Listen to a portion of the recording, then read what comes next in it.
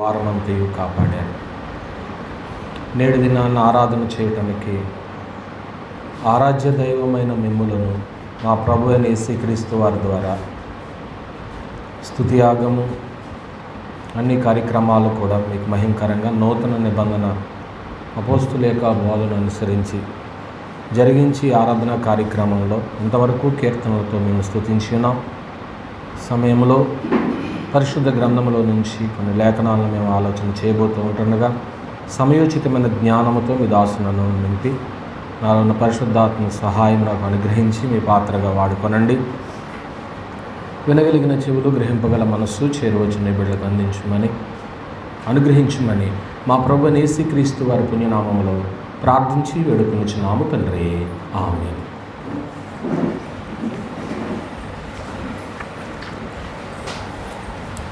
దేవునికి స్తోత్రాలండి. ఈరోజు ఆరాధికులుగా చేరవచ్చిన దేవుని పిల్లలైన మీ అందరికీ ప్రభువైన యేసుక్రీస్తు వారి నామంలో వందనాలు తెలియజేసుకుంటూ, రక్షణ కొనసాగించేటువంటి ప్రక్రియలో కేవలము రక్షణ పొంది ఉన్నాము అని మాత్రమే భావించుకోకుండా అసలు రక్షింపబడడం అంటే ఏంటి అనే సంగతిని మనము ఆలోచన చేసాం. దుర్నీతిపరులుగా ఉన్న వాళ్ళు రక్షించబడిన వారు కాదని, భక్తిహీనులుగా ఉన్నటువంటి వారు రక్షించబడినటువంటి వారు కాదనే సంగతి కూడా మనం చూసాం. అటువంటి జీవితం జీవించే వాళ్ళు మారు మనసు పొందినప్పుడు వారు రక్షించబడినటువంటి వారు అవుతారు. వారి మీదకి దేవుని యొక్క ఉగ్రత రాదు అనే సంగతిని మనం చూసాం. అంత మాత్రం కాదు, కానీ చచ్చినటువంటి వారు బ్రతికింపబడితే వారు కూడా రక్షించబడినటువంటి వారు అవుతారు.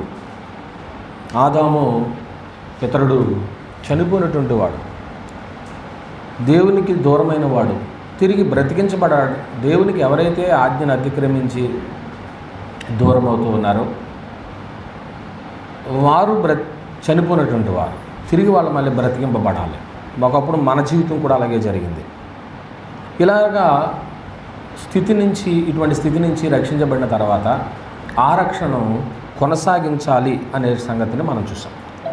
రక్షణ కొనసాగించడానికి శరీర కోరికలను విసర్జించాలి. ఒకళ్ళు లేదంటే రక్షణ జారిపోతుంది. ఆ రక్షణ కొనసాగించుట్లో భయము ఉండాలి. రెండోది ఏం చూసాం, వణుకు కూడా ఉండాలి.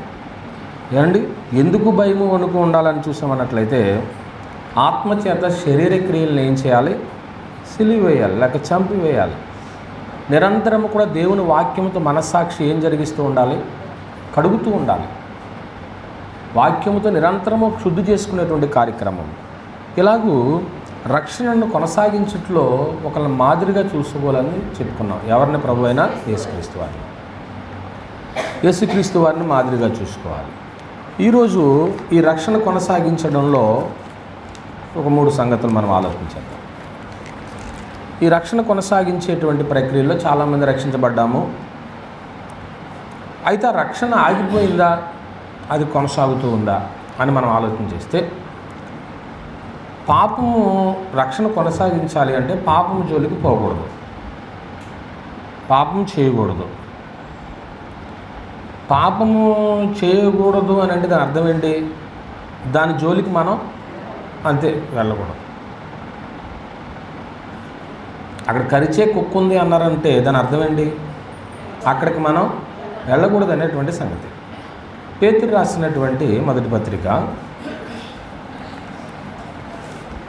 4వ అధ్యాయము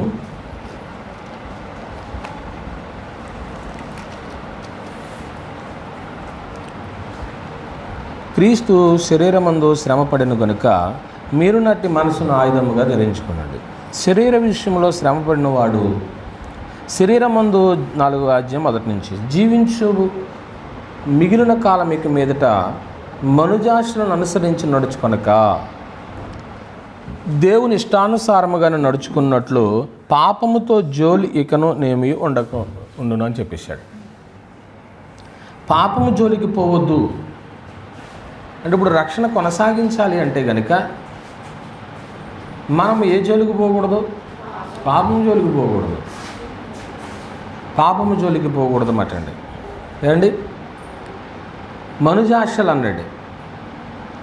మనిషికి కొన్ని ఆశలు ఉంటాయి. ఆ మనుజాశలను మనం అనుసరించి జీవించకూడదు. అలాగనుంది, ఇక మీదట మనుజాశలను అనుసరించి నడుచుకొనక.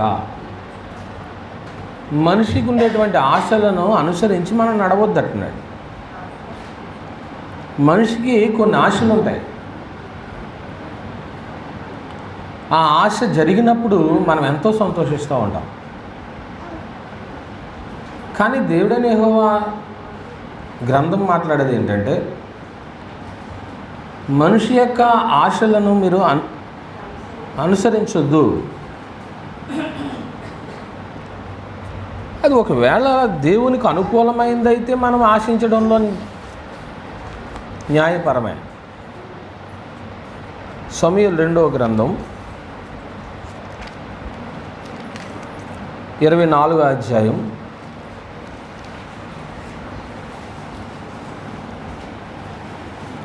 3వ వచనం. యోవాబు అంటే సైన్యాధిపతి దావీదు యొక్క సైన్యంలో జనుల సంఖ్య ఎంత ఉన్ననో నా ఏళ్ళను వాడవను రాజునగు నువ్వు బ్రతికి ఉండగానే దేవుడైన యెహోవా దానిని నూరంతలు ఎక్కువ చేయనుగాక.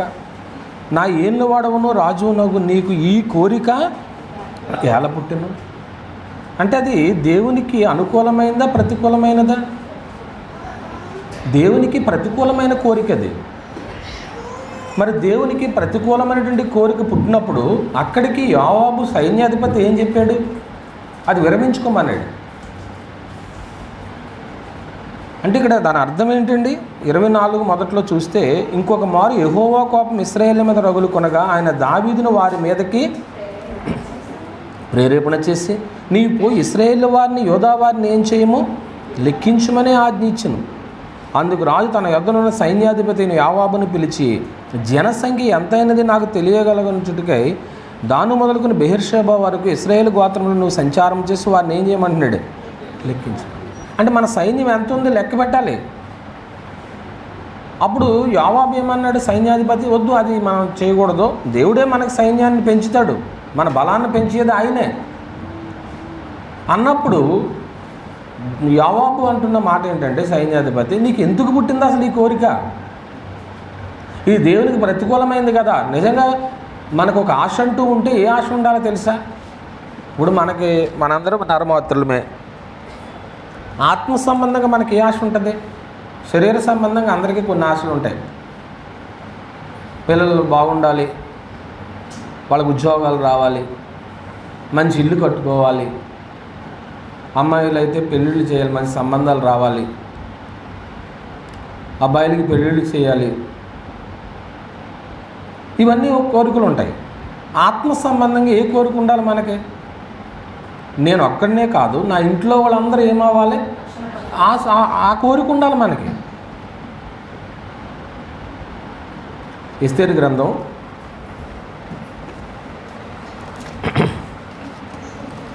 5వ అధ్యాయం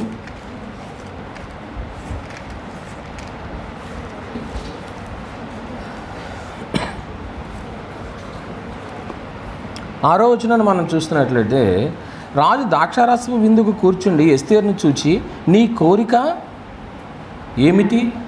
ఉందా మీ గ్రంథంలో? ఎస్తేరు గ్రంథం తీశారా? 417వ పేజీ, 5వ అధ్యాయం 6వ వచనం. రాజు ద్రాక్షారసపు విందుకు కూర్చుండి ఎస్తేరును చూచి, నీ కోరిక ఏమిటి? నువ్వు అడుగు, అది నీకు అనుగ్రహింపబడుతుంది. నీ మనవి ఏమిటి? అది రాజ్యంలో సగం మొట్టికైనను చేయబడునని చెప్పగా ఎస్తేరు ఇలాగ ప్రత్యుత్తరం ఇచ్చెను, రాజువైన తమ దృష్టికి నా యెడల దయ కలిగి నా మనవి చొప్పునను నా కోరిక చొప్పునను జరిగించుట రాజ్యమైన తమకు అనుకూలమైతే రాజువైన తామును హామానును మీ నిమిత్తం నేను చేయబో విందుకు రావాలి. ఇందుకే రాజు భోజనం చేయాలని కోరిందా? అసలు మనసులో ఏ కోరిక ఉంది? ఎస్తేరు గ్రంథాన్ని ఎప్పుడైనా చదివారా? ఎస్తేరు గ్రంథాన్ని ఎప్పుడైనా చదివారా? రాణి మనసులో ఏ కోరిక ఉంది? తన స్వజనులను, తన జాతిని అంతటిని ఏం చేసుకోవాలా? రక్షించుకోవాలి. అది తన కోరిక. ఆ కోరిక తీర్చుకుంటానికి మహారాజును దేనికి పిలిచింది? విందుకి పిలిచింది. ఆ విందు భోజనం పెట్టిన తర్వాత తన కోరిక చెప్పింది. మనం కూడా చూడండి, సేవకులకి మంచి ఆతిథ్యం ఇస్తారు. ఇచ్చిన తర్వాత అయ్యా మా కుటుంబంలో ఈ అవసరతలు ఉన్నాయి, దీని కొరకు ప్రార్థన చేయను. అబ్రహాం ఇంటికి కూడా అంతే కదా, వాళ్ళ ఆతిథ్యం తీసుకున్న తర్వాత ఆ ఇంటి కొరకు ఏం చేశారు? ప్రార్థన చేసి వెళ్ళారు. కనుక ప్రియమైన దేవుని వారలారా, ఇటువంటి కోరిక అయినప్పుడు మనదే, అప్పుడు ఆ కోరిక ఏమవుతుంది? తీర్చబడుతుంది. కీర్తన గ్రంథము 20వ అధ్యాయం, కీర్తన గ్రంథము 20వ అధ్యాయము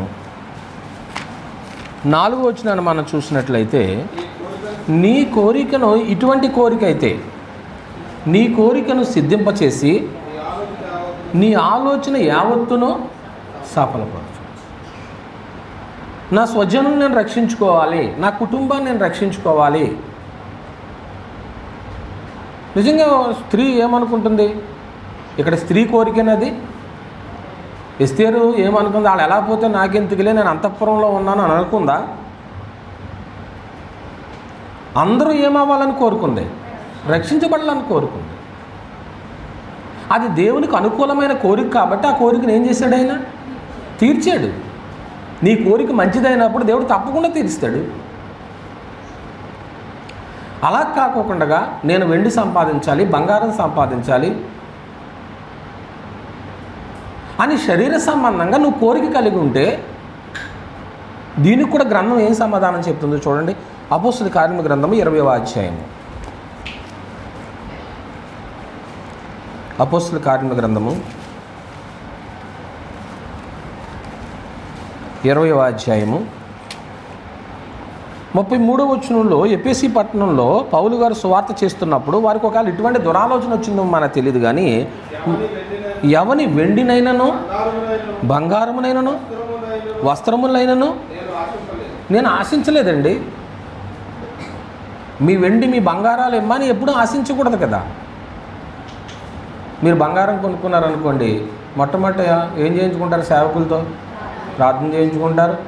దేవుడు మిమ్మల్ని ఇంకా బంగారంతో దీవించాలని ఆశీర్వదిస్తాం. వెండి కొనుక్కున్నారు, ఇంకనూ దేవుడు మీకు అనేకమైన ఆశీర్వాదాలు ఇవ్వాలని ప్రార్థన చేస్తాం. కానీ ఇక్కడ పౌలు గారు అంటున్నాడు, మేము ఎవరిని వెండైన బంగారం, మా కోరిక అది కాదు. అందరూ ఏమవ్వాలి? సువార్త ద్వారా రక్షించబడాలి. ఇటువంటి కోరిక ఉన్నప్పుడు నెరవేర్చబడుతుంది.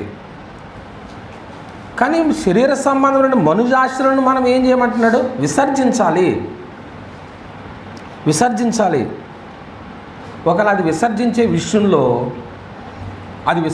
విషయంలో అవసరమైతే, ఉదాహరణకి పాపం ఇక్కడ ఎవరైనా షుగర్ పేషెంట్లు ఉన్నారా? ఒకటి, ఇంకెవరు లేరు కదా? షుగర్ పేషెంట్ లేరు కదా? దేవుని స్తోత్రం. మీకు స్వీట్ తినాలనిపిస్తుంది, తినాలనిపించదా? స్వీట్ తినాలనిపించదా? అందరికీ ఇష్టమే కదా, ఏమండి? ఇప్పుడు మనందరం తింటున్నప్పుడు పాపం ఆ షుగర్ పేషెంట్లు ఏం చేయకూడదు? తినకూడదు. అంటే ఇప్పుడు నోటికి ఏం పెట్టేశారు? తాళం వేసారు. ఎన్ని రోజులు?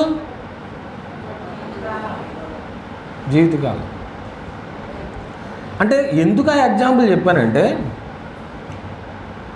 మనుజాశలను అనుసరించుకోకుండా ఉండాలంటే అవసరమైతే శరీరాన్ని కూడా ఏం చేసుకోవాలి? మనం నలుగొట్టుకోవాలి.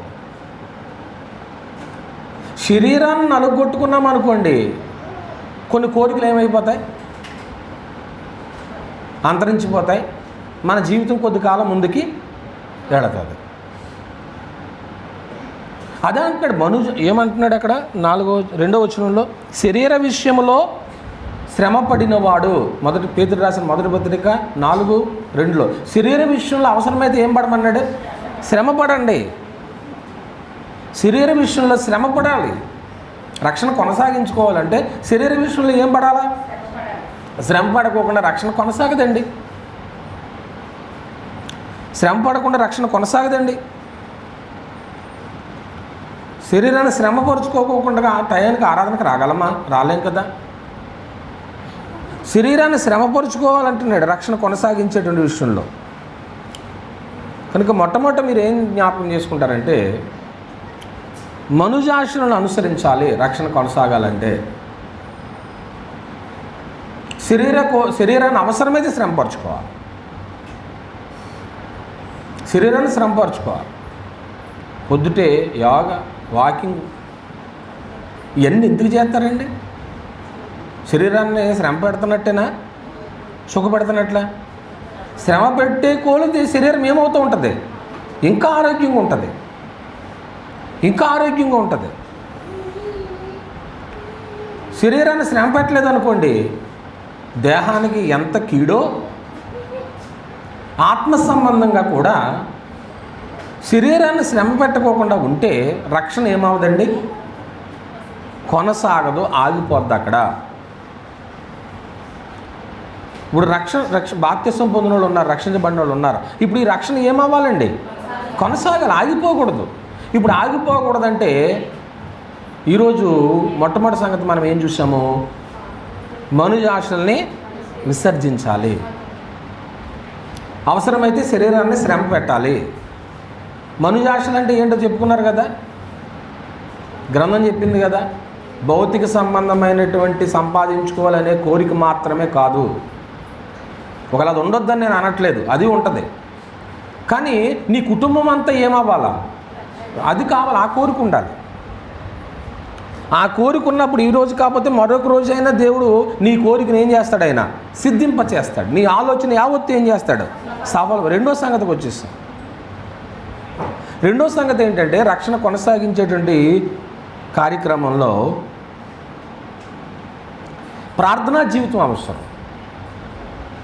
ప్రార్థన లేకపోకుండా పని అవదండి. హెబ్రీయులకు రాసిన పత్రిక 5వ అధ్యాయము, హెబ్రీయులకు రాసిన పత్రిక 5వ అధ్యాయము 7వ వచనాన్ని మనం చూసినట్లయితే, శరీరధారి అయి ఉన్న ఎవరి గురించి? ప్రభు అయిన యేసుక్రీస్తు వారు. శరీరధారిగా ఉన్న దినాల్లో మహారోదనముతోనూ కన్నీళ్లతోనూ తను మరణము నుండి రక్షింపగలవానికి ఏం చేశాడు? ఆయన ప్రార్థనలు చేశాడు, యాచనలు చేశాడు, విధేయుడిగా ఉన్నాడు. కన్నీళ్ళు అవసరం. క్రీస్తు ప్రభు మనకు మాదిరండి. అంటే ఇప్పుడు రక్షణ కొనసాగించాలంటే ప్రార్థన ఉండాలి, యాచన ఉండాలి. ప్రార్థనా జీవితం లేకోకుండా రక్షణ ఏమవ్వదో, కొనసాగదు. ఈరోజు అందరూ ప్రార్థన చేసుకున్నారా? అప్పుడప్పుడు అడుగుతూ ఉంటాను. ఉదయం లేచిన వెంటనే ఏం చేసుకుంటాం మనం? రాత్రే చెప్పాను మీకు మీటింగ్లో. పిల్లలు చేసుకున్నారా? శనిబాబు ప్రార్థన చేసుకున్నవి ఇవాళ లేదు. ప్రథమ గారు చేసుకుంటే ఆయన చేసుకోలేదు. ఆయన చేసుకున్నారా? ఆయన అభి తీసుకున్నానా? ప్రార్థన చేసుకున్నావా? యవ్వన పిల్లలు మీరు చేసుకున్నారా? ప్రార్థన చేయలేదు. తెలిసిపోయింది కదా నాకు. చేసుకున్నారా? చేసుకున్న వాళ్ళు చేతులు ఎత్తండి. యవనస్తులు బన్ను ప్రార్థన 2 చేసుకుంటేనే. నువ్వు ప్రార్థన చేసావా? స్వప్న రేపు ప్రార్థన చేసినప్పుడు ఆమెకు తెలియకుండా ఫోటో తీసి నాకు పెట్టి. మన పిల్లలు మనం అబ్జర్వ్ చేసుకోవాలండి. ఇదిగోండి మా అబ్బాయి బైబిల్ చదివే టైం ఇలాగ ఉంది, నాకు ఫోటో తీసి పెట్టవచ్చు కదా. మా అబ్బాయి బైబిల్ చదవట్లేదు, మా అమ్మాయి బైబిల్ చదవట్లేదు, ప్రార్థన చేసుకుంటలేదు అని నాకు తెలియజేయాలి. పిల్లలకి కొన్ని గ్రంథాన్ని బట్టి కొన్ని హెచ్చరికలు చెప్తాం. ఇప్పుడు శనివారం ప్రార్థన చేసుకోవాలంటే బాధ్యత ఎవరిదే? అంటే ఆదివారం కాబట్టి కొద్దిగా బిజీగా మర్చిపోయావు. రేపటి నుంచి ఖచ్చితంగా దగ్గరుండి ఏం చేయించాలి? ప్రార్థన చేయించాలి. మగపిల్లలు మీరు చేసుకున్నారా బాబా? వాళ్ళు పెద్దోళ్ళు అయిపోతున్నారు, మరి నాతో సమానంగా వచ్చేస్తున్నారు. ఇంకా వాళ్ళని ఏం అడగన్నారు? చెప్పడమే తప్ప ఇంకా ప్రశ్నలు లేవు వాళ్ళకి. వివాహ వయసుకు వచ్చేస్తున్నారు పిల్లలు, నాతో సమానంగా ఉన్నారు. పిల్లలు ఆత్మీయంగా ఎదుగుతున్నారు. వాళ్ళ 3 వారాల నుంచి ఆ రక్షింపబడిన వాళ్ళ కోసమే పాఠాలు. ఇది కొనసాగించే విషయంలో మొట్టమొదటగా మనుజాశలను ఏం చేయమన్నాడు? విసర్జించాలి. అవసరమైతే శరీరాన్ని ఏం చేసుకోమంటున్నాడు? శ్రమ పెట్టుకోమన్నాడు. ఉపవాసం చేస్తావో, ఆ పూట భోజనం మానేస్తావో, నడిచి వెళ్తావో, మోకరించి ప్రార్థన చేస్తావో, ఏదైనా చేసుకోవచ్చు. రెండో సంగతి మనం ఏం చేస్తున్నామంటే, రక్షణ కొనసాగించే ప్రక్రియలో ఏది అవసరమంట? ప్రార్థనా జీవితము. ఇప్పుడు ఈ ప్రార్థన చేసుకున్న ఆయన ఎవరు ఇప్పుడు ఇంతకీ మనకి మాదిరి చూపించారు? అక్కడ ప్రభువైన యేసుక్రీస్తు వారండి అసలు నిజంగా ఆయన ప్రార్థన. అయితే ప్రార్థన అందరూ చేసుకుంటారు కాదు, నేను అనట్లేదు. ఈరోజు ఈ సంగతి నడిచేంతసేపు కూడా ప్రార్థనకు ఇంకొక యాడ్ అవ్వాలని చెప్తున్నాను. ఏంటంటే కన్నీటి ప్రార్థన చాలా అవసరం. ఏ ప్రార్థన ఉండాలి? కన్నీటి. ఏదో ఆర్టిఫిషియల్గా చేసినట్లు పొడి పొడి మాటలతో ప్రార్థన చేసేసి హృదయాన్ని కుమ్మరించుకోకుండా నువ్వు ప్రార్థన చేస్తే కన్నీరు రాదు. కన్నీరు ప్రార్థన లేదంటే దాని అర్థం ఏంటంటే హృదయం ఏం చేయట్లేదు? ఏకీపించట్లేదు. పెదవుల ద్వారా వచ్చేస్తుంది ప్రార్థన అంతే. మీరు తెలియకోకుండా ఒక్కొక్కసారి దుఃఖంతో ప్రార్థన చేస్తారు. ఇంట్లో పరిస్థితులు బాగోలేవు అనుకోండి, సంఘంలో పరిస్థితులు బాగోలేవు అనుకోండి, అప్పుడు ఎలా ఉంటుందండి? తెలియకోకుండా గుళ్ళోకి వచ్చి వేదనతో కన్నీటితో ఏం చేస్తూ ఉంటాం? ప్రార్థన చేస్తూ. ఎక్కడి నుంచి వస్తుంది ఆ కన్నీరు? లోపల హృదయం కృంగిపోతుంది. అంటే ఇప్పుడు ప్రార్థనకు ఏది అడ్డవ్వాలండి? కన్నీటి ప్రార్థన. ప్రభువైన యేసుక్రీస్తు వారు మాట్లాడుతున్న మాట అది. శరీరధారిగా ఉన్న దినములో మహా రోదనముతోనూ కన్నీళ్లతోనూ ఆయన కన్నీటి ప్రార్థన చేశాడు. ఏమండి? కన్నీటి ప్రార్థన అంటే మీ రక్షణ అనుభవంలో, రక్షణ పొందిన వాళ్ళు, కొత్త వాళ్ళ గురించి నేను మాట్లాడట్లేదు, రక్షణ అనుభవంలో ఒక 5 ఏళ్ళు అయిందో 10 ఏళ్ళు అయిందో ఎప్పుడైనా కన్నీటి ప్రార్థన ఉందా? అనుభవం ఉందా? కన్నీటి ప్రార్థన ఉందా? కన్నీటి ప్రార్థన లేకపోతే నీ హృదయం నీతో సహకరించట్లేదు అన్నమాట. ఒక యవనస్తుడు కన్నీరు కార్చుతున్నాడు ప్రార్థన చేయటానికి. యవనస్తులు కన్నీరు కార్చడం ఏంటండి? తిమోతికి రాసినటువంటి 2వ పత్రిక 1వ అధ్యాయము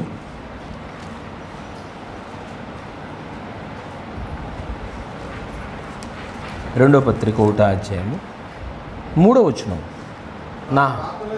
నా ప్రార్థనల యందు ఎడతెగక నిన్ను జ్ఞాపకము చేసుకొనుచు. ఎవరి గురించి అండి ఇది? తిమోతి యవనస్తుడికి ఉత్తరం రాస్తున్నాడు పౌలు భక్తుడు. అంటే ఇప్పుడు తిమోతి ఏం చేస్తున్నాడటండి? కన్నీళ్లు కారుస్తున్నాడు. నీ కన్నీళ్లు తలంచుకొని నాకు సంపూర్ణ ఆనందము కలుగుటకై. చూసారండి ఏంటండి ఇంత ప్రేమ ఈ కుర్రోడికి? యవనస్తుడు తిమోతి. యవన కాలంలో ఇంత ప్రార్థనా అనుభవం ఉండాలి. యవన పిల్లలు, మగపిల్లలే కాదు, ఆడపిల్లలు కూడా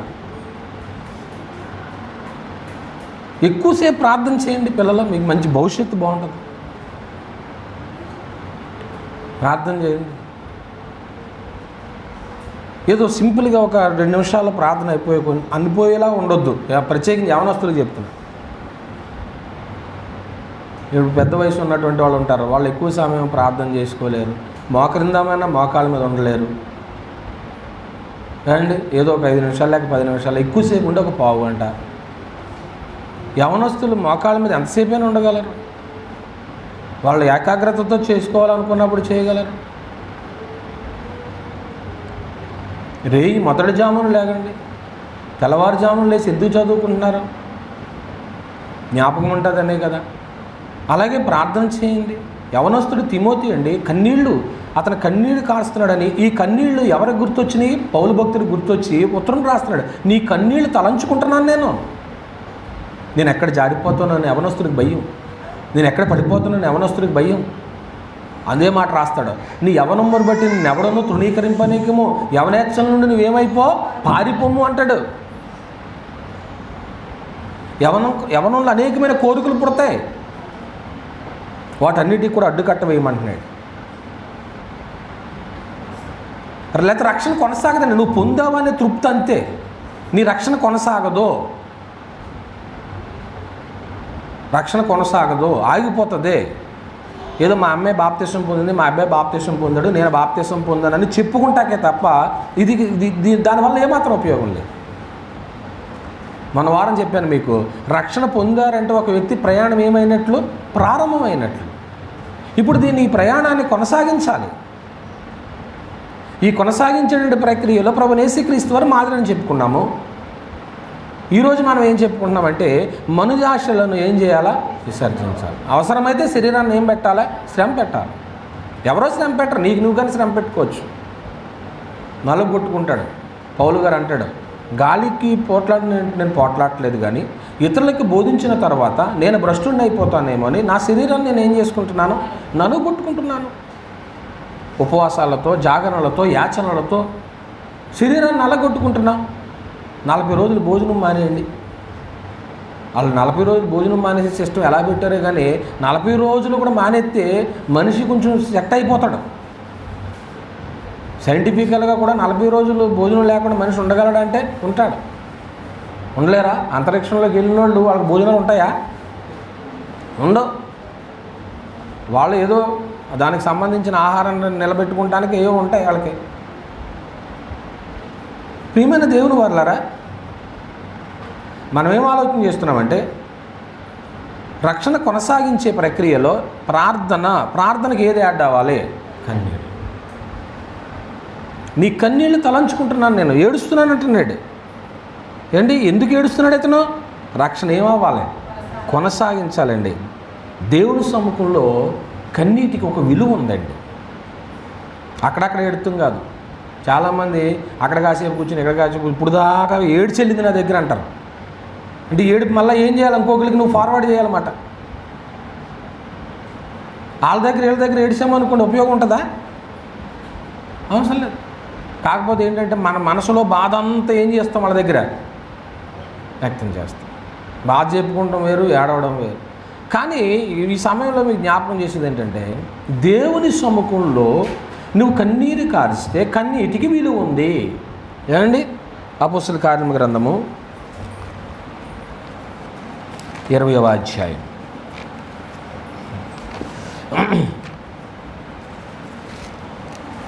20వ అధ్యాయము 31వ వచనాన్ని చూస్తున్నాం. కావున నేను 3 సంవత్సరములు రాత్రింబగళ్ళు కన్నీళ్లు విడుచుచు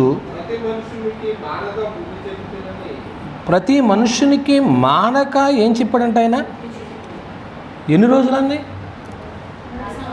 ఎన్ని సంవత్సరాలు కన్నీరు కార్చారంటండి? 3 సంవత్సరాలు రాత్రింబగళ్ళు ఏం కారుస్తూనే ఉన్నాడు. ఏంటండి కన్నీరు అంటే? ఇప్పుడు రక్షణ కొనసాగించట్లో ఏముండాలండి? కన్నీటి ప్రార్థన. కన్నీటి ప్రార్థన అండి. కన్నీళ్లతో విత్తేవాళ్ళు సంతోషంతో పంట కోస్తారంటారు. తెలుసా మీకు?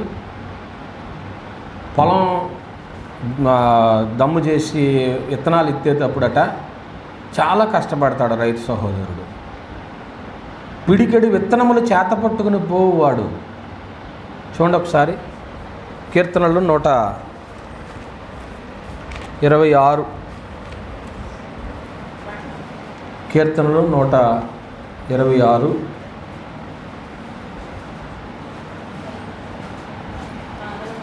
5వ వచనం. కన్నీళ్లు విడుచుచు విత్తువారు సంతోషగానముతో పంట కోసెదరు. పిడికడి విత్తనములు చేత పట్టుకుని ఏడ్చుచు పోవు విత్తువాడు సంతోషగానము చేయుచు పనులు మోసుకొని వచ్చును. ఏడుస్తూను విత్తినప్పుడు, కష్టపడి విత్తినప్పుడు అది పంటకు వచ్చేసిన తర్వాత, కోత కోసుకున్న తర్వాత ఆ ధాన్యాన్ని తీసుకుని ఇంటికి తోలుకొని వస్తున్నప్పుడు వాళ్ళ ఆనందం గొప్పగా ఉంటుంది.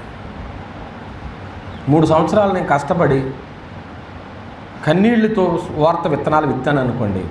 ఆ విత్తనాలు విత్తిన తర్వాత మీరు రక్షించబడ్డారనుకో, సువార్తికుడికి సంతోషమే కాదా? నా మాట అర్థమలేదు మీకు? అంటే నేను విత్తనాలు విత్తిన తర్వాత ఆ ఈ మొలకెత్తి ఏమైనాయి, పంటకి వచ్చినాయి, నువ్వు రక్షించబడ్డావు. ఆ ఫలమే కదా, రక్షించబడ్డారంటే ఆ ఫలం అది. ఆ ఫలాన్ని చూసి మీ సేవకుడు సంతోషిస్తాడు. నేను కన్నీళ్ళు విడిచాను, కన్నీళ్ళు విడిచి చూపిస్తాను. మీరు కష్టపడి ఏడుస్తూ బాధపడుతూ చదువుకోండి, రేపొద్దున ఉద్యోగం వచ్చిన తర్వాత ఏమంటారండి? ఆనందపడిపోతారు. ఆ రోజు నేను చాలా కష్టపడ్డాను, కాలేజీకి వెళ్ళనని పేసీ పెట్టాను, బడికి వెళ్ళనని పేసీ పెట్టాను. ఏమండి, పుస్తకాలు ఇసిరేసి వాళ్ళు చదవనంటారు, బ్యాగులు ఇసిరేస్తారు. అయినా కానీ తల్లిదండ్రులు ఏం చేస్తారు? బెత్తంతో కొట్టి చెప్పండి పంపిస్తారు. అప్పుడు చెప్తాడు తర్వాత, ఆ రోజు మా అమ్మ నన్ను కొట్టబట్టే ఈ 4 అక్షరాలు నాకు వచ్చింది, ఈవేళ మంచి ఉద్యోగం చేసుకుంటున్నాను. అప్పటి వరకు కూడా మీరు కన్నీళ్లు విడుస్తూ ప్రార్థన చేసుకుంటూ కష్టపడుకుని చదువుకున్నారనుకోండి, మంచి స్థాయికి వెళతారు. ఏసేపు కన్నీళ్లు లేవండి ఏసేపు జీవితంలో. ఒక ఇంట్లో ఉన్న అన్నదమ్ముళ్ళే అతని మీద ఏం పెట్టుకున్నారో, పగ పెట్టుకున్నారో, అలాగే ప్రార్థన చేసుకున్నాడో, కన్నీరు కార్చాడు. ఎక్కడ తీసుకెళ్ళాడు దేవుడు? ఐగుప్తు దేశానికి ఏం చేశాడు? ప్రధానమంత్రిని చేశాడు. అసలు సహోదరులు ఎప్పుడైనా ఊహించారంటారా? ఊహించలేదు కదండి. నీ జీవితంలో జరిగే అద్భుతము ఎవరు ఊహించరో అటువంటి దేవుడు చేయటానికి సిద్ధం. కన్నీటి ప్రార్థన. దేవుని సముఖంలో కన్నీటికి ఏముంది అంటున్నాను? ఒక విలువ ఉంది, ఒక విలువ ఉందండి. చూడండి 56 కీర్తన గ్రంథం 56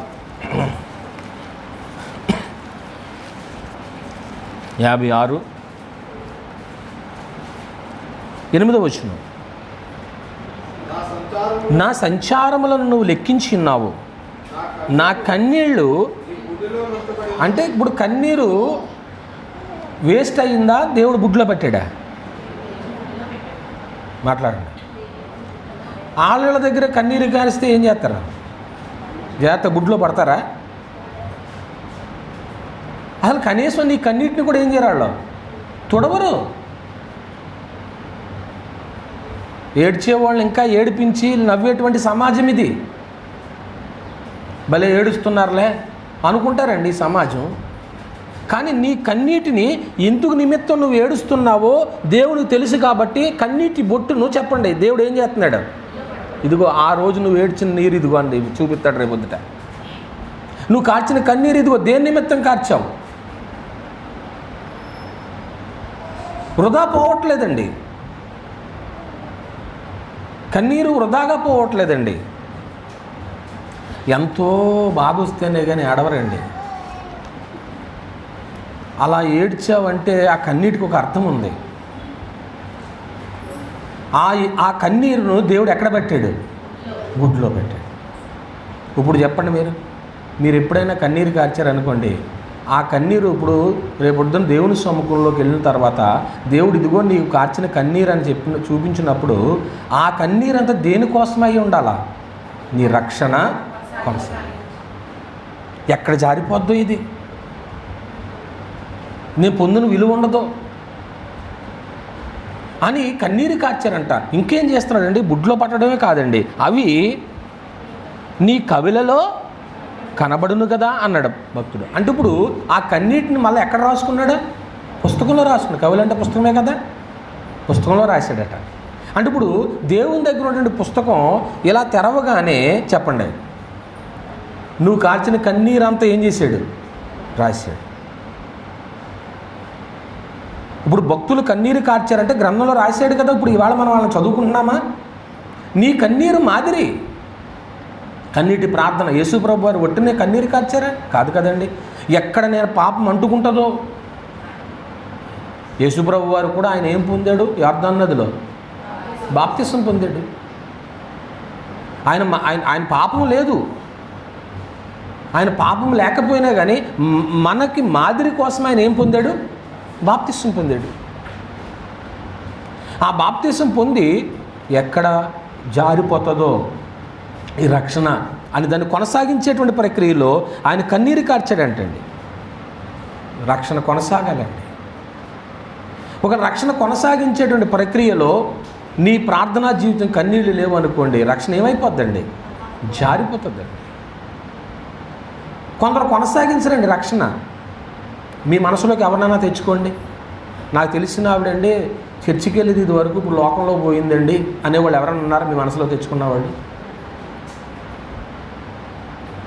ఉన్నారా? మనసుకు వచ్చారా? ఇప్పుడు బైబిల్లోకి ఎవరినైనా తెచ్చుకోండి, ఈ గుర్తురావు. తిమోతి రాసినటువంటి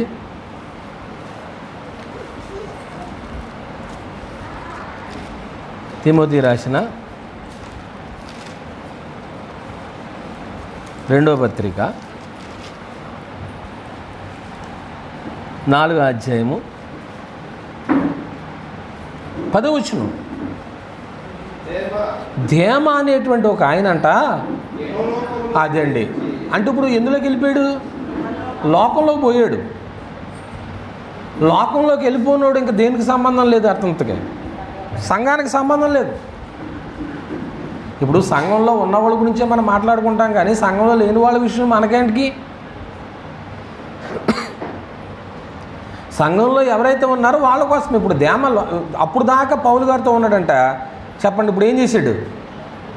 దేన్ని స్నేహించాడు? అంటే ఈవేళ స్నేహం వల్ల కూడా నీ రక్షణ ఏమవుద్ది? పోతుంది.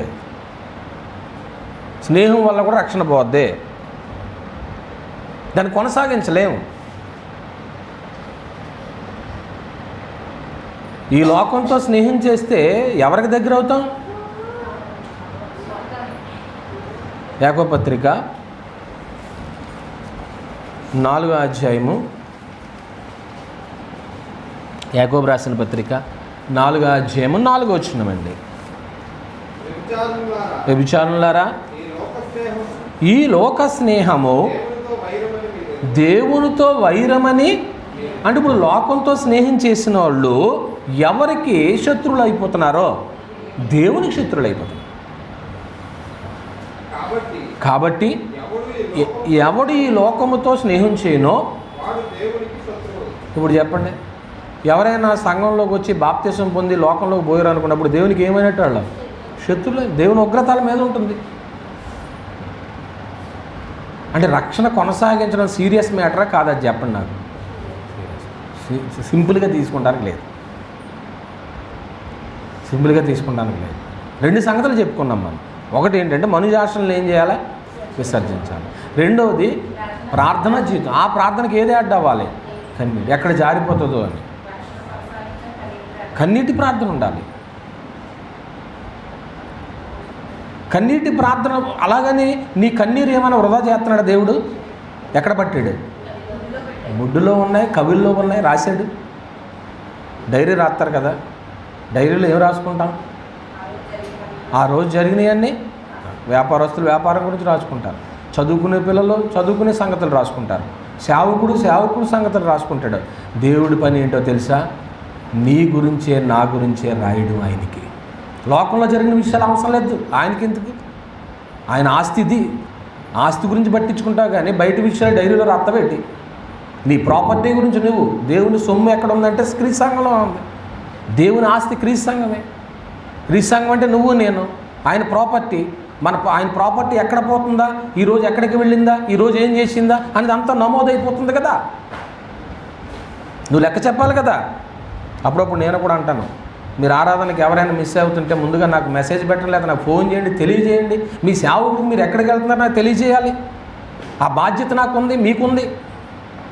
ఇవాళ పలానా కుటుంబం ఆరాధనకు లేరంటే అసలు ఏమయ్యారనేది నాకు తెలియాలి కదా స్థానిక సేవకుడికి. ఆ రెస్పాన్సిబిలిటీ లేనప్పుడు నీ రక్షణ జారిపోతుంది. నాకు ఎందుకు లేండి అని అనుకుంటే నేను పట్టించుకోను. ఏమండి?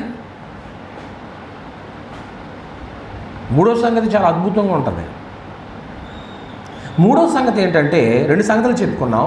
మూడో సంగతి ఏంటంటే, రక్షణ కొనసాగిస్తే రక్షణ స్వతంత్రించుకుంటాం. ఇదేదో విచిత్రంగా ఉంది. రక్షణ కొనసాగిస్తే రక్షణ ఏం చేసుకుంటాం? స్వతంత్రించుకుంటాం. నాకు వచ్చేటప్పుడే ఫోన్ చేశాడు ఒక ఆయన, ఆగస్టు 15 ఏ రోజు? స్వతంత్ర దినోత్సవం అంటారు కదా, అంతేనా?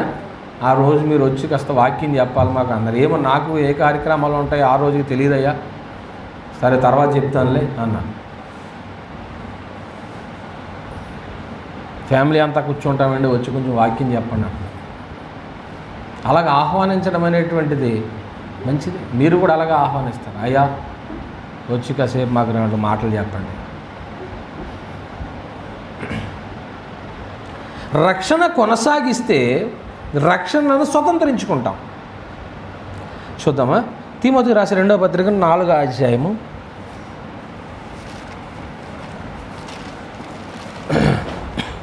6 నుంచి చూద్దాం.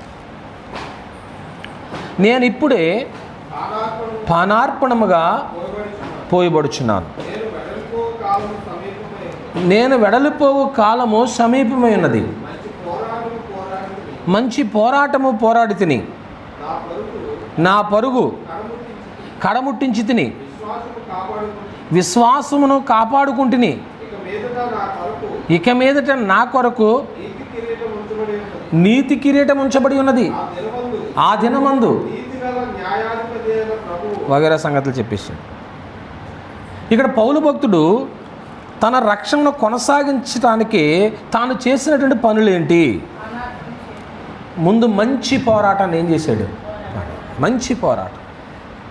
ఏమండి, జీవిత అనుభవం అవ్వాలి ఇది, మంచి పోరాటం. అప్పుడప్పుడు స్వతంత్ర సమర యోధులు అంటారంటే దాని అర్థం ఏంటి? వాళ్ళు బాగా స్వాతంత్రం కొరకు ఏం చేసిన వాళ్ళు?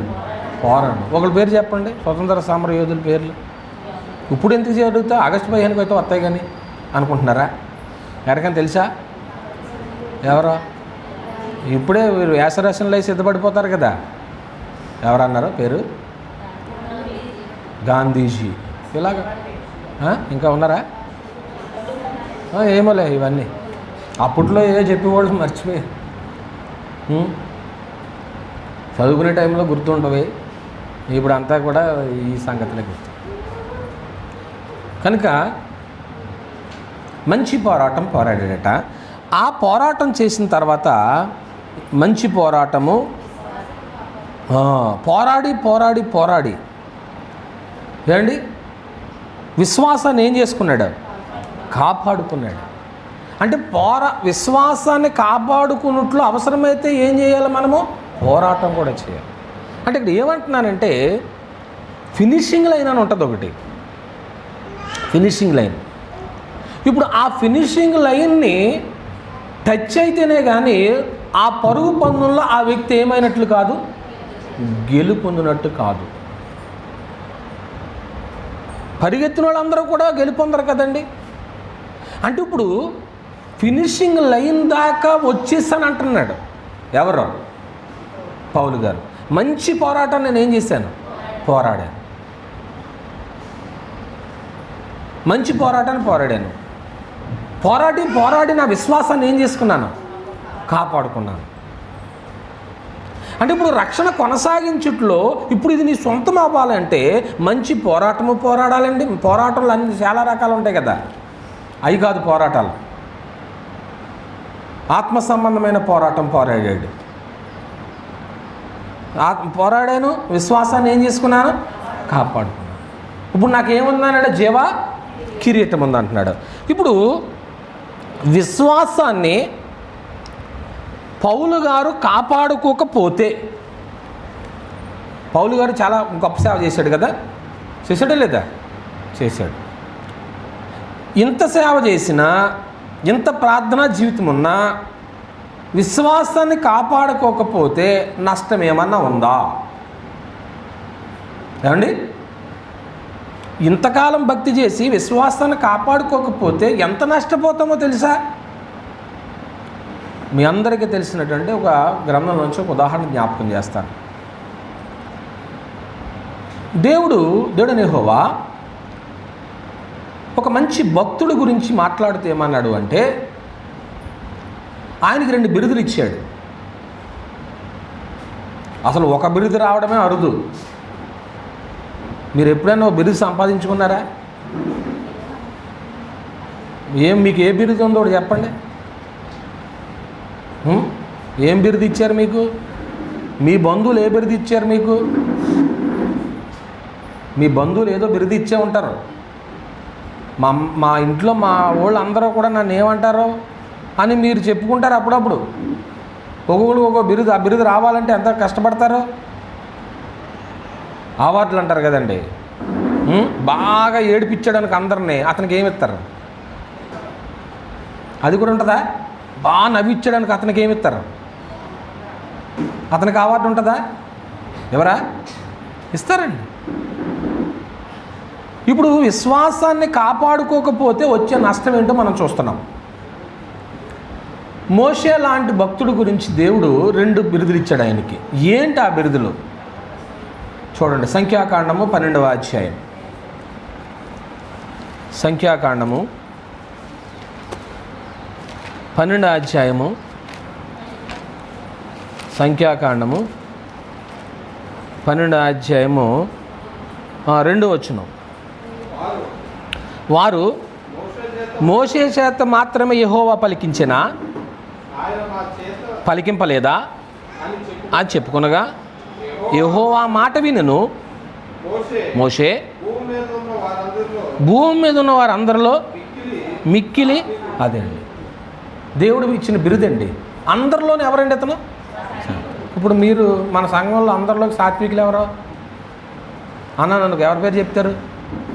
ఎవరన్నా ఒకరి పేరు చెప్పారు అనుకో, ఆవిడే సాత్వికురాలా, మేము సాత్వికులం కామా అనే ఆలోచనలు వస్తాయి రావా?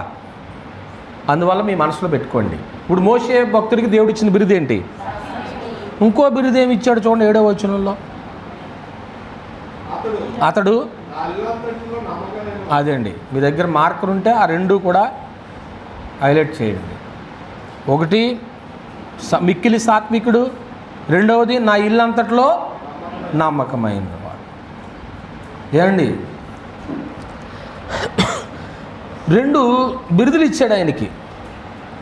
ఇటువంటి వ్యక్తి విశ్వాస కాదా? అమ్మా ముగింపు వచ్చాను. విశ్వాస కాదా? విశ్వాస. ఇప్పుడు విశ్వాసాన్ని కాపాడుకోకపోతే ఫినిషింగ్ లైన్ దాకా వెళ్ళి ఆ లైన్ను టచ్ అయ్యాడా లేదా మోషే? ఆ ఫినిషింగ్ లైన్ టచ్ అవ్వకపోతే అతనికి ఆ బహుమానం రాదు, ఆ కప్పు ఇవ్వరు. ఇప్పుడు ఆ ఫినిషింగ్ లైన్ టచ్ అయ్యాడా లేదా? మోషే భక్తుడు విశ్వాసాన్ని కాపాడుకున్నాడా లేదా? ఇప్పుడు కాపాడుకోకపోతే ఇప్పుడు ఆ రక్షణ ఏమవుతుంది? అతను సొంతం అవ్వదు. ఇప్పుడు అతను కాపాడుకున్నాడా లేదా? అసలు విశ్వాసాన్ని కాపాడుకున్నాడా లేదా? ఫినిషింగ్ లైన్ టచ్ అయ్యాడా లేదా అనేది ఒకసారి మనం ఆలోచన చూస్తే 20వ అధ్యాయం దగ్గర ఉన్నారు కదా సంఖ్యాకాండము, అక్కడే ఉన్నారా? సంఖ్యాకాండము 20వ అధ్యాయము 12వ వచనం. అప్పుడు మోషే అహరోనులతో, మీరు ఇశ్రాయేళ్ల కన్నుల ఎదుట నా పరిశుద్ధతను సన్మానించినట్లు. ఏంటండి నన్ను ఏం చేయలేదన్నాడు? నమ్ముకోకపోయారంటే నా మీద నీకేమి లేదని. నమ్మకం అంటే ఇంకో పదంతో ఏమంటాం? విశ్వాసమే కదా. అంటే ఇప్పుడు మోషే భక్తుడికి విశ్వాసము ఉంది, కానీ చివరి ఫినిషింగ్ లైన్ దాకా కూడా ఏం చేసుకోలేకపోయాడు? కాపాడుకోలేకపోయాడు. అసలు మోషేకి ఉన్నటువంటి టాలెంట్ అసలు బైబిల్ చరిత్రలో ఎవరికి ఉందండి? అసలు మోషే ప్రార్థన చేస్తే పరలోకం నుంచి ఏం కురిసింది? అందరు ఇక్కడే ఉన్నారా? మన్నా కురిసింది. మోషే ప్రార్థన చేస్తే బండలో నుంచి ఏమొచ్చినాయి? అది తన ప్రొఫైల్. అటువంటి వ్యక్తికి ఇప్పుడు ఫినిషింగ్ లైన్ ఏం చేయలేకపోయాడు? టచ్ చేయలేడు. ఈవేళ రక్షణ పొందానని సరిపెట్టుకుంటే సరిపోదండి. ఆ చివరి వరకు కూడా మన రక్షణను కాపాడుకుంటేనే అది మన సొంతం అవుద్దండి. ఆల్రెడీ మీరు దేమాన్ని చూశారు. దేమ లోకాన్ని స్నేహించి ఏమైపోయాడు? బయటికి వెళ్ళిపోయాడండి.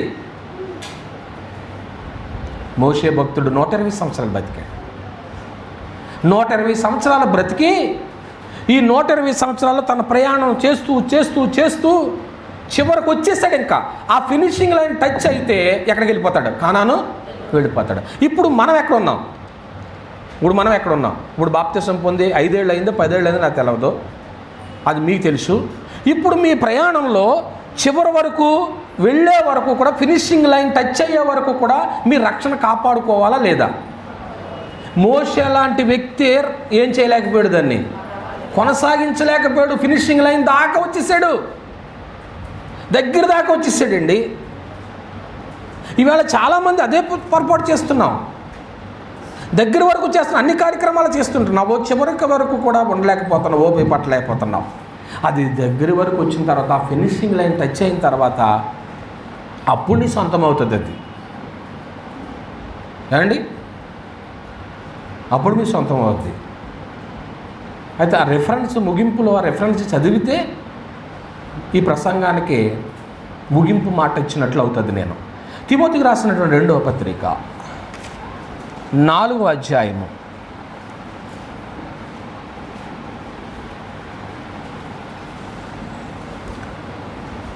18వ వచనాన్ని మనం చదువుతున్నాం. ప్రభువు ప్రతి దుష్కార్యము నుండి నన్ను తప్పించి తన పరలోక రాజ్యమునకు చేరునట్లు. ఇదేంటండి, పౌలు గారు ఈ ఉత్తరం రాసేది చివరిలో, లాస్ట్లో, ఇంకా ప్రాణం విడిచే టైంలో. ఇంకా తన కోసము రోములోకి వెళ్ళిన తర్వాత రోములో తను ఏం చేస్తారో తెలుసండి, శిరచ్ఛేదనం చేస్తారు. అంటే శిరచ్ఛేదనానికి నిర్ణయించుకుని రోముకి ఏం చేస్తాడు, వెళతాడు. నా కోసం కత్తి నూరబడుతుంది అక్కడ, నేను వెళుతున్నాను, అక్కడ నా తల తుంచేస్తారో. ఇప్పుడు ఆ తల తుంచేసిన తర్వాత, నా జీవితం పరుగు తుదముట్టించిన తర్వాత, నా విశ్వాసాన్ని కాపాడుకున్న తర్వాత, అప్పుడు దేవుడు నన్ను ఏం చేసినట్టుగా అవుతుంది. ఆ పదం కావాలి, మీ నోట రావాలని చూస్తున్నాను నేను. ప్రభు ప్రతి దుష్కారము నుండి నన్ను, అంటే ఇప్పుడు రక్షించినట్లు కాదా ఇన్ని సంవత్సరాలు? నా పాయింట్ అర్థమవుతుందా మీకు? ఇప్పుడు బాప్తిసం పొందినప్పుడే రక్షించబడినట్ల, ఫినిషింగ్ లైన్ టచ్ అయిన తర్వాత రక్షించబడినట్ల? అది మరి ఇప్పుడు బాప్తిసం పొందినప్పుడు నువ్వు రక్షించబడినట్లు కాదు. అక్కడ రక్షించానంటే ఇప్పుడు మరి పౌలు గారు అంతకుముందు రక్షించబడ్డారుగా, మరి ఇప్పుడు రక్షించాను అంటున్నాడేంటి అని అంటే, అప్పుడు రక్షించబడ్డాడు. ఎలా రక్షించబడ్డాడు? పాపము నుంచి ఏం చేయబడ్డాడో రక్షించబడ్డాడు, ఉగ్రత నుంచి రక్షించబడ్డాడు, సమాధానకరమైన పరిస్థితి నుంచి లేనప్పుడు రక్షించబడ్డాడు. కానీ ఇప్పుడు పూర్తి రక్షణ పరలోకపు రాజ్యంలోనికి చేర్చుకుని, అక్కడ స్వతంత్రంగా దేవుడు నాకు కిరీటాన్ని ఇచ్చిన తర్వాత, ఆ రక్షణ, ఇంతకాలం నేను పొందిన రక్షణ ఆ రోజు నాకు ఏమవుతుంది, నా సొంతం. అంటే ఇప్పుడు సొంతం అవ్వటానికి ఈ రక్షణ ఏం చేయాలి మనం? మరి మీరు ఎక్కడి దాకా వచ్చారో నాకు తెలియదు, దీన్ని మధ్యలో పాడేసుకుంటారో నాకు తెలియదు. మోషే లాంటి వ్యక్తి గొప్పోడే, దేవుని చేత బిరుదులు పొందిన వ్యక్తే ఫినిషింగ్ లైన్ ఏం చేయలేకపోయాడు. మరి ఏం చేస్తారు? నీ జీవితం, నా జీవితం ఎలా ఉందో ఒకసారి ప్రశ్నించుకోండి. రక్షణ కొనసాగించండి, లేదంటే అది మీ సొంతం అవ్వదు. అన్నీ సొంతం చేసుకుంటున్నాం. నీకు ఏది కావాలంటే బంగారం నీ సొంతం, వస్తువులు నీ సొంతం, ఆస్తి నీ సొంతం, అన్నీ సొంతమే.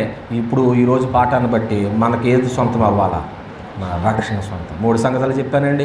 రక్షణ కొనసాగించేటువంటి కార్యక్రమాల్లో మనుజాశలను ఏం చేయాలా? విసర్జించాలి. 2వది ప్రార్థనా జీవితం ఉండాలి. 3వది రక్షణ సొంతం అవ్వాలి, అంటే స్వతంత్రించుకోవాలి. రక్షణ పొందడం కాదండి, రక్షణ ఏం చేయాలి? స్వతంత్రించుకోవాలి. ఎప్పుడు స్వతంత్రించుకుంటాం రక్షణ? ఎప్పుడు స్వతంత్రించుకుంటాం? బాప్తిసం పొందినప్పుడా? పరలోకపు వాకిట్లు అడుగుపెట్టినట్లు. అప్పుడు ఫినిషింగ్ లైన్ టచ్ అయ్యి, అమ్మయ్య ఆ లైన్ టచ్ అయ్యారంటే ఇంకా వెంటనే ఇంకా నెక్స్ట్ స్టెప్ ఎందులో పడద్దే? పరలోకంలో. అప్పటి వరకు కూడా రక్షణ ఏం చేయాలి? మనం కొనసాగించుకుంటూ వెళ్ళండి. యవ్వన పిల్లలారా, మీరైనా మేమైనా ఈ రక్షణ కొనసాగించుకోవాలని ఈ మాటలు హెచ్చరిస్తున్నాను, హెచ్చరించుకుంటూ, ఒకవేళ పరలోకపు వెళ్ళే వరకు కూడా మీ రక్షణ కొనసాగించుకోకపోతే చాలా నష్టపోతాం. అలా నష్టపోకుండా గురి వద్దకే పరిగెత్తేటువంటి వారుగా మీరు నేను ఉండాలని ఈ మాటలు హెచ్చరిస్తున్నాను, హెచ్చరించుకుంటూ ఎంతటితో మూసిన మీ అందరికీ వందనాలు. కళ్ళు మూసుకొని ప్రార్థన చేసుకుందాం. మమ్మల్ని మిక్కిలుగా ప్రేమించిన తండ్రి, రక్షణ కొనసాగించేటువంటి ప్రక్రియలో మనుజాశను విసర్జించాలని అవసరమైతే శరీరాన్ని శ్రమ పెట్టాలని మాకు నేర్పించారు. రక్షణ కొనసాగించడంలో ప్రార్థనా జీవితం ఉండాలి, కన్నీటి ప్రార్థన. మా కన్నీటి ప్రార్థనలో నీ సముఖంలో కాచిన కన్నీటికి విలువ ఉంది నాయన. బుడ్డులో పట్టావు, కవుల్లో రాశావు. మూడవది, రక్షణను కొనసాగిస్తే అది మా సొంతం అవుతుంది తండ్రి. అది సొంతం అయ్యేదాకా కొనసాగించాలి. లేదంటే మధ్యలో మోషే భక్తుడే, మంచి నమ్మకం కలిగిన వాడే, కానీ చివరి వరకు తన రక్షణ కొనసాగించలేకపోయిన వ్యక్తి మాకు మాదిరిగా ఉన్నాడు. మేము అలా కాకుండా పౌలు భక్తుడు విశ్వాసాన్ని కాపాడుకున్నాడు, పోరాడి పోరాడి పోరాడి రక్షణ సొంతమైంది అన్నాడు. అటువంటి జీవితం మాకు దయచేయమని, అలా జీవించే మనసు మాకిమ్మని, మిగతా మేలుకరంగా మార్చమని మా ప్రభువు యేసుక్రీస్తు వారి పేరిట ఈ ప్రార్థన మీకు సమర్పిస్తున్నాం తండ్రి. ఆమేన్.